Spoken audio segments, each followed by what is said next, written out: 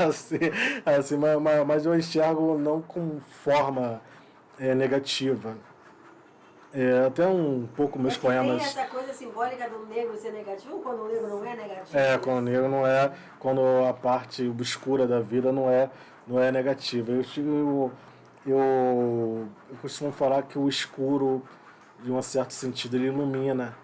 O escuro ele de certo sentido, ele ilumina, às vezes para nós. Traz luz, né? Ele traz luz, às vezes um pensador, por exemplo, o Aristóteles, Heráclito, O próprio Borges, o Jorge Luis Borges é um dos maiores exemplos.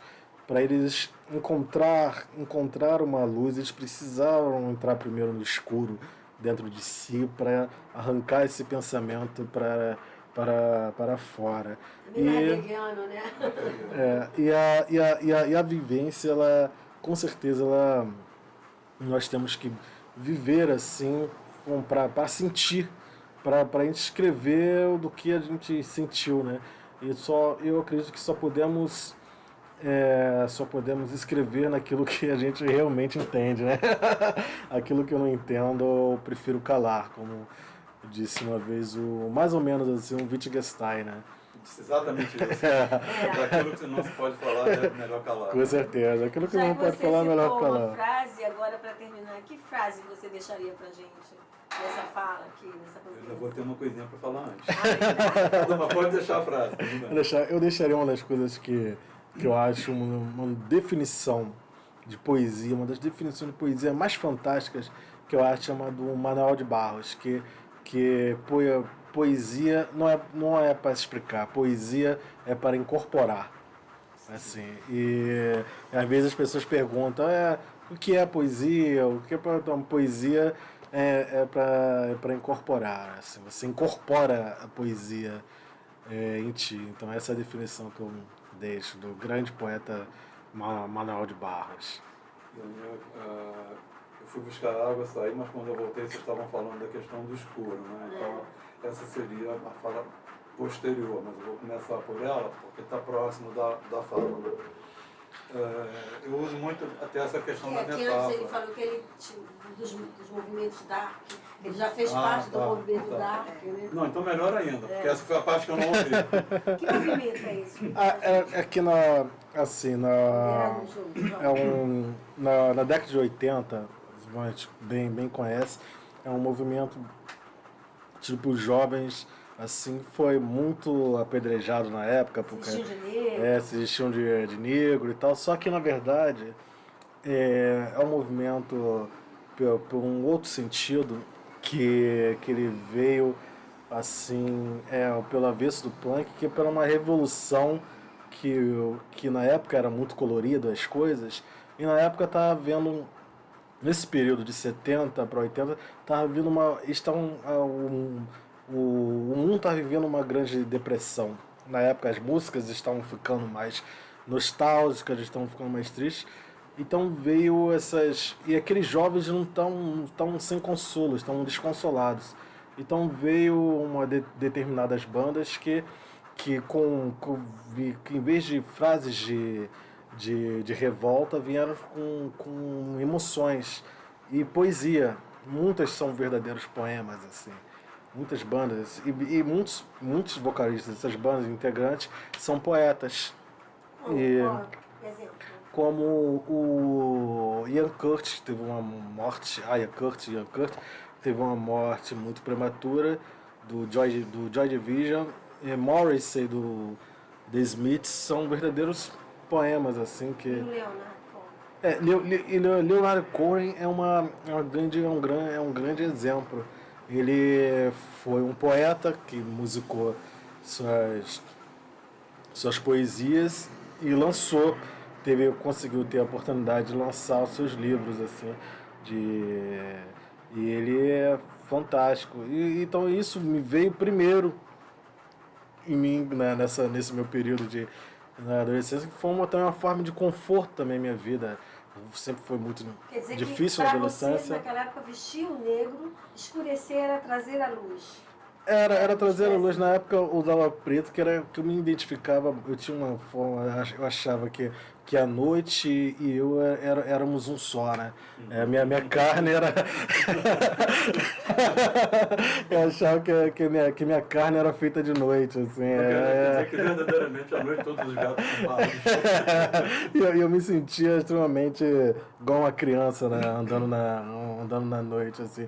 Tinha esse tipo de forma de pensamento, só que nessa época, claro que determinadas partes amadureceram como forma de pensamento, mas determinadas coisas ainda ficam em mim como a parte da música. Mas agora a estética, a ideologia da época, isso daí já se dissolveu, isso foi só da época, mas a música ainda fica em mim ainda. E a paisagem, e cada paisagem específica que essas músicas passam como uma forma de ver o escuro não como forma negativa, mas como forma de iluminação.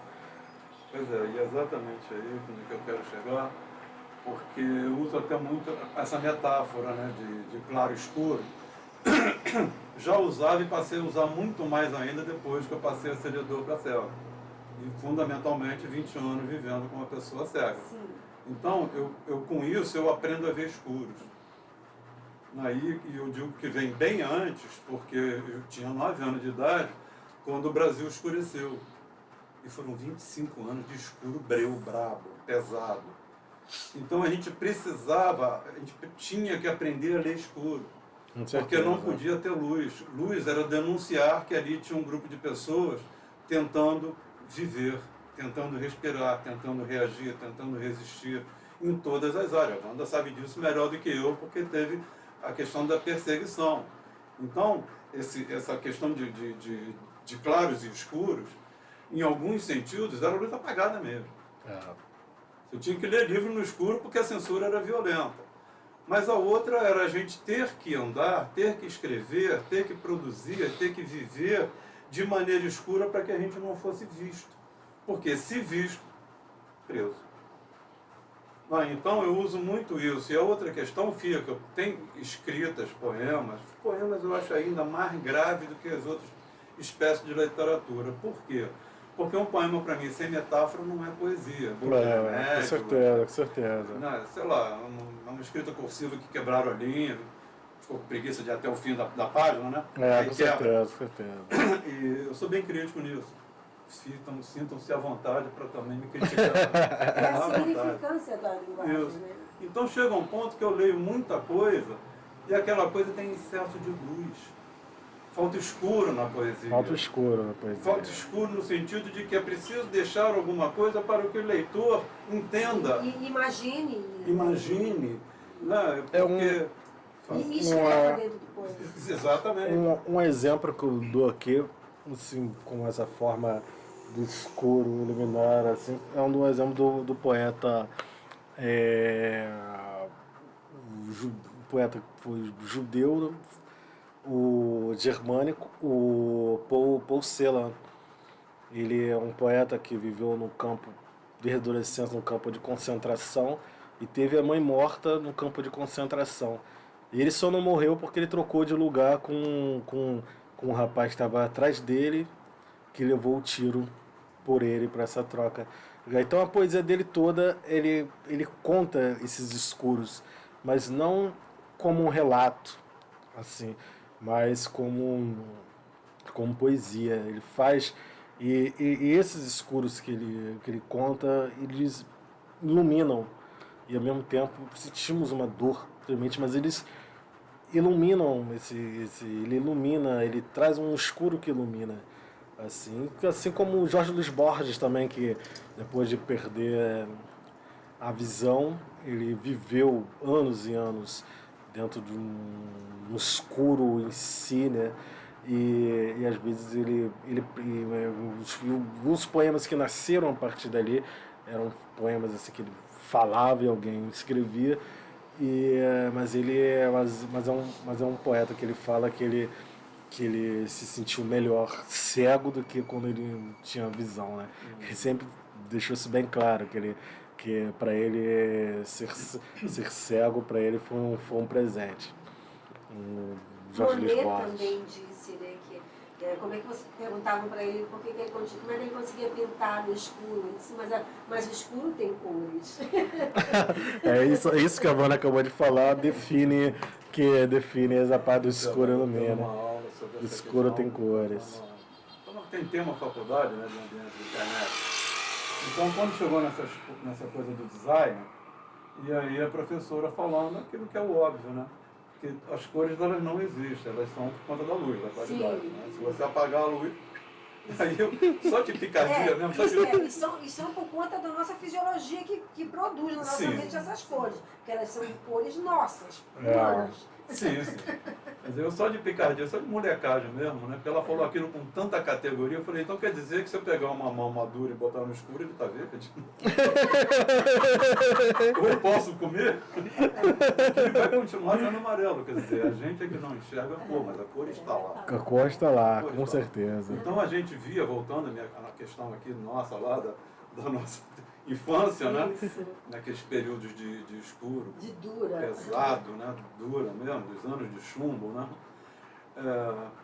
Pra gente as cores existiam. Pra gente todas as cores estavam ali e a gente teimava em ser colorido. Sim. Com todo o risco que tinha.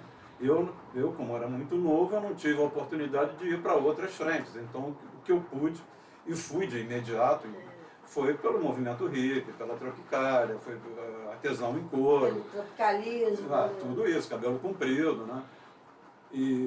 Mas isso tudo porque a gente não admitia... A gente não se rendia. Né? Não se rendia, a gente resistia, a gente não admitia que a nossa alma escurecesse, que a nossa mente escurecesse, que a nossa perspectiva de vida escurecesse. Então a gente aprendia o escuro para fazer exatamente o que você disse, para chegar à luz. Para chegar à luz. E aí a gente vai pegar o Nietzsche com a questão que ele faz lá da filosofia com saúde e a doença. Porque um filósofo que nunca ficou doente, ele jamais vai avançar a filosofia dele.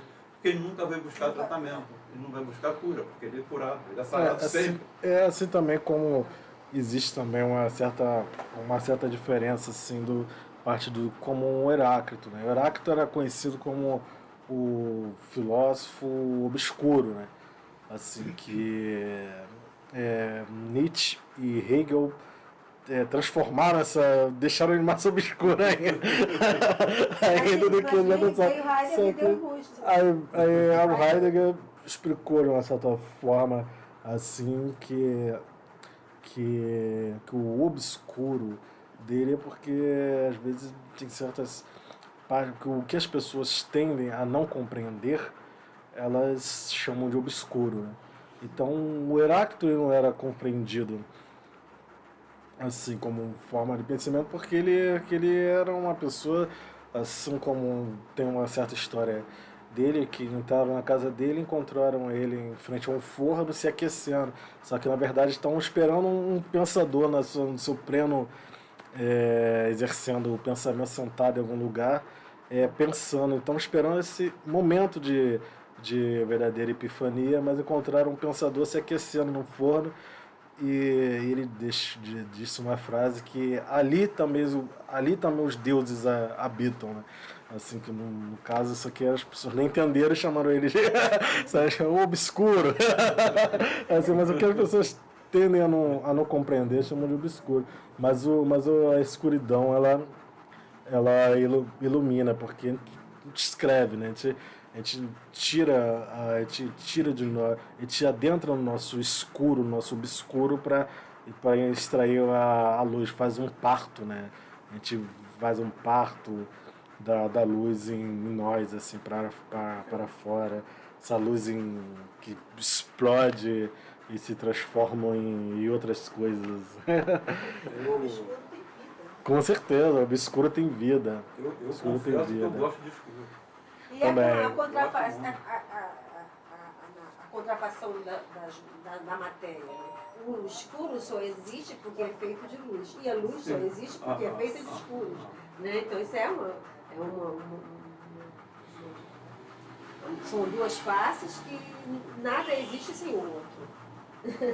Você vê que é uma questão, até uma confusão enorme que fazem com aquela questão bíblica, né? De trevas e luz, né? como se trevas fosse negativo e a luz fosse positivo, quando na verdade é bem claro lá no livro de Gênesis, né? E as trevas Deus chamou noite. Com certeza. E a luz chamou dia. Certeza. Então não tem nada de satânico de um lado e de divino no outro, né? Noite e dia, claro e escuro. É porque essa coisa de deixar ao escuro, a ver com trevas, a ver com mal, eu acho que é uma coisa muito a ver na linguagem, né? Na linguagem, né? Que é muito ver... Esse termo esclarecer, eu às vezes digo, vamos escurecer a coisa agora? Porque esclarecer de onde tiraram isso? Como se é o ser, né? Se o ser só se revelasse no claro, não necessariamente. Não necessariamente. Não necessariamente. E as outras coisas, né, como tem essa questão da solidão. A solidão, se ela não é por opção, ela é dolorosa. Precisa ser tratada. Com certeza. Agora, se é uma solidão por opção, ela é liberdade. É liberdade. Ah, então o escuro não é diferente. Se eu vi quiser... até que você postou isso, achei interessantíssimo isso. Foi uma resposta que eu dei. Para a Roberta, não foi?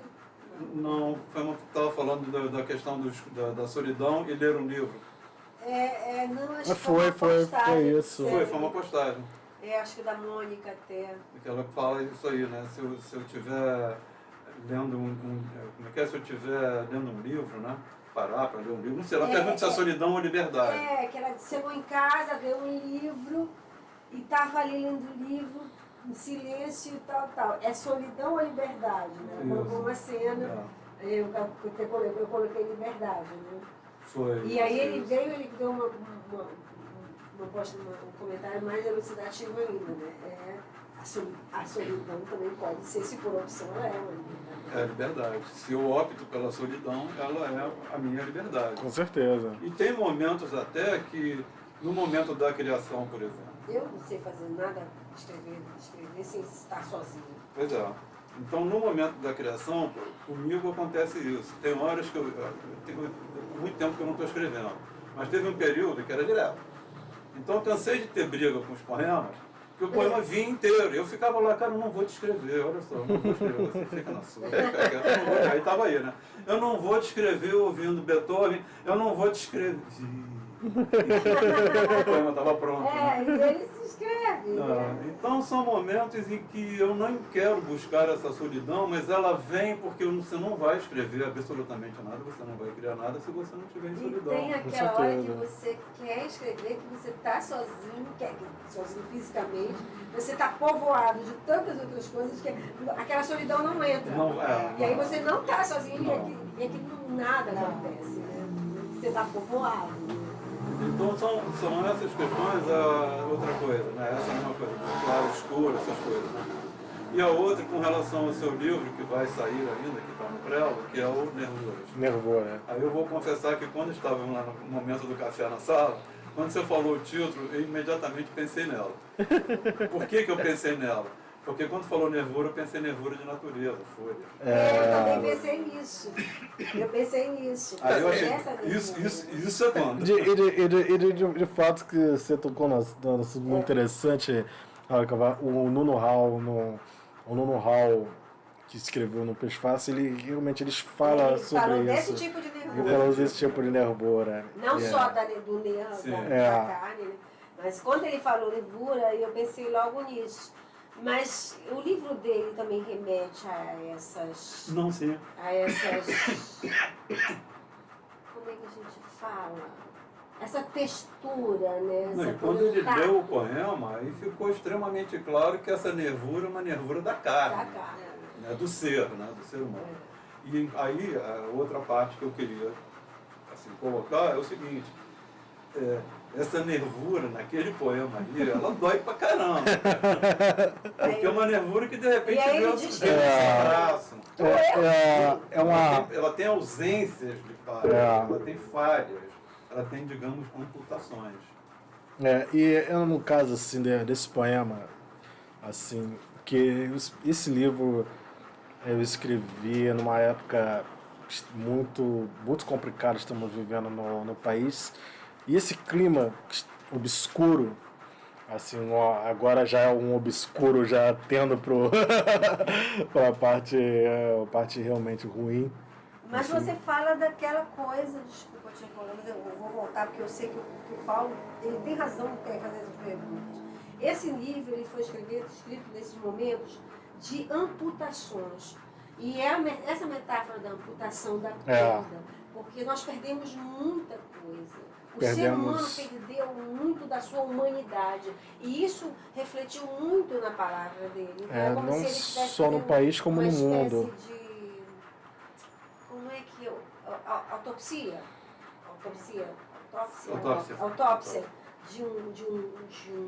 de um corpo e fosse podando, fosse tirando e fosse dissecando aquele corpo. Mas essa é a metáfora, né? Sim. Porque ele entendeu, ele estava dizendo, cada vez que ele ouvia uma notícia no jornal, perdemos isso. Isso aqui nosso foi atingido. Essa liberdade aqui já está maculada. Os trabalhadores, cada direito, e nós estamos perdendo a cada dia mais direito. E nós estamos perdendo a cada dia mais humanidade. Quer dizer, a sociedade brasileira está perdendo a sua humanidade. Então isso ele me falava. E aí ele ia para escrever, isso se refletiu muito nesse livro, que é um livro de amputações. E a humanidade, ela está se desumanizando. Porque não é uma questão única, exclusivamente, de poder. Porque o poder só chega ao poder porque tem o humano que... Porque o humano ele está perdendo o ser, né? Está perdendo o ser. A gente fala, o ser humano está perdendo amputando esse ser, né? Ficando isso só grave, né? Isso está ficando uma coisa extremamente grave, porque a gente está... Você sai na rua, você está vendo autômatos. As pessoas são celular, as conversas são por celular, é tudo WhatsApp. É tudo muito mecânico, tudo muito... Alguns são feitos de cabeça, tronco e rodas. E engraçado que é uma palavra afeto hoje em dia, se falamos assim em público uma palavra afeto, somos julgados como ultrapassados, né? Então nem pensar, né? Que me preocupa. Olha, muito preocupado. Esse aqui eu não vou citar com quem e onde foi, né? Mas eu participei de uma reunião que queria tratar de cultura e afeto. Só que a questão do afeto era no sentido de como afetar. Então era como eu, vou usar agora de exemplo, como eu, Paulo de Carvalho, posso chegar num determinado local, não com uma relação de afeto, mas como que eu vou chegar a afetar aquela comunidade. Então veja bem que tem uma diferença enorme.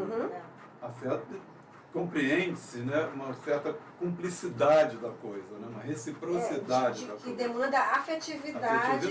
Né, e empatia. Empatia. Agora, ali não. Era um saber dessa questão do afeto para que eu possa chegar em determinado lugar e, usando desse meu conhecimento, eu vou afetar. É o verbo, né? Eu vou afetar. E aí, a questão que ficou colocada ali, para você ver que aí é bem diferente, né? Sim. Política e afeto, não era política e afeto, é política e afetar, porque a proposta foi o seguinte, chegar nos lugares com a proposta dos sofistas. Entendi. Então você vê que é afetar. O sofista era o quê? Vencedor de demanda. Sim. Ele pega uma premissa, verdadeira ou não importa, mas o que importa é que ele vai usar de um argumento lógico, inclusive, para conseguir provar que aquela premissa, mesmo que não seja verdadeira, é verdadeira. Ela vai passar a ser. Então isso para mim nada mais é do que uma forma de engano. E a afetação, a afetação e o verbo afetar no sentido mais perigoso, mais cruel e mais covarde, que é o de manipular. De manipulação, exatamente.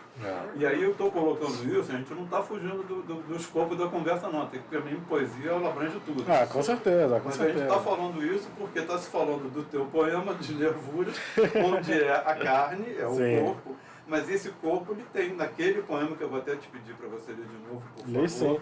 E porque também o corpo, o poeta, não somente o poeta, mas também o músico, o dançarino, o artista, né? Eles não têm pele. Assim, não temos, assim, fisicamente nós temos uma pele porque você vê, a outra pessoa também enxerga, mas o nosso corpo se mistura com todas as coisas, assim, todas as coisas e não coisas. Assim, então o poeta ele não tem pele, ele pode ser um sopro, ele pode ser uma pedra, ele pode ser um réptil, ele pode ser o barro. E isso eu trouxe para o livro que a carne é a carne de tudo, né? A carne da pedra, a carne do barro, a carne do vento. E eu trouxe essa. Aí eu vou ler esse poema. A carne se tateia, como se outro corpo escorresse solto no gesto dos olhos entre os dedos. A carne se tateia, falta o antebraço, falta uma perna, falta o olho direito.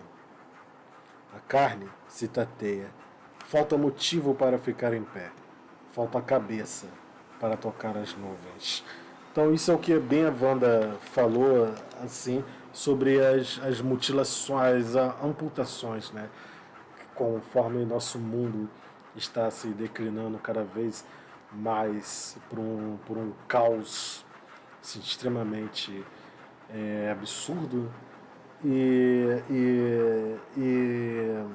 essas amputações, a cada amanhecer nós perdemos um pouco de nós, né? Assim, e precisamos assim até um certo equilíbrio do amanhecer e a noite, né? Sendo que às vezes a gente não pode enxergar somente a noite em tudo, mas também precisamos enxergar do amanhecer. Só que ultimamente nós temos enxergado muito mais a noite do que o amanhecer. Mesmo sendo amanhã, ainda é noite ainda. E nisso tudo vem para dentro de cada carne do poema ali se movendo. E é um livro que, apesar de vai ser lançado, mas é um livro que eu considero, como o anterior também, interminável. É um livro que cada leitor dá um novo sentido a ele. Então é um livro que nunca vai terminar. Então é um livro que eu considero que nunca ficará pronto, porque cada leitor põe um pouco de si nele, em cada poema. Eu acho ótimo, porque significa que a gente vai ter mais um livro do Carlos Orfeu. Com certeza. Toda vez que você achar que o seu livro não está pronto ainda, então será o próximo. Será o próximo. Sempre o próximo. Sempre, como você também definiu que a poesia é um eterno sendo, então um livro ele também é sempre esse eterno sendo. Assim. Cada pessoa que lê um livro vai ler de uma maneira diferente, de uma outra maneira. Então ela vai recriar esse livro, porque, cara, com lápis, por exemplo, quando a gente grifa uma certa parte dali, nós estamos recriando aquele livro, né? Estamos recriando do nosso jeito aquele livro, riscando com lápis a parte que mais nos afeta. Assim. Então, legal. Alguma coisa? Bem, então a gente está aqui, o Carlos Orfeu, né? Que é o convidado hoje. Wanda Monteiro, André de Carvalho, eu de Carvalho, que estou sempre atrás da câmera, eu sou provocador. Agora se faltou a famosa. Mediador, né? Também. Agora se faltou aquela pergunta agora, que nem o Abu Rama do Provocações, o que é a vida? E essa pergunta ninguém soube responder. Ele sempre achava aquilo ali o máximo. Se me perguntarem se eu podia ser mediador, eu digo, desde que eu seja mediúnica. Aquela coisa de colocar aí o pontinho, né? Mas é isso, então ótimo. Vamos tomar mais um café? Vamos sim. Deixa eu ver aqui.